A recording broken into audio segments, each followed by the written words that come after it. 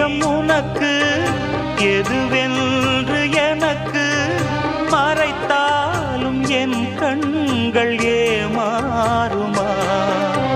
புரியாத புதிராய் விளங்காத விடையாய் இருந்தாலும் உண்மைகள் பொய்யாகுமா? என்னை கண்டு அச்சம் கொள்ள தேவையில்லையே, வேலி மீது குற்றம் சொன்ன தோட்டமில்லையே. நண்பன் என்று என்னை ஏக்கும் நாள் வரும், அந்த நாள் வரும்.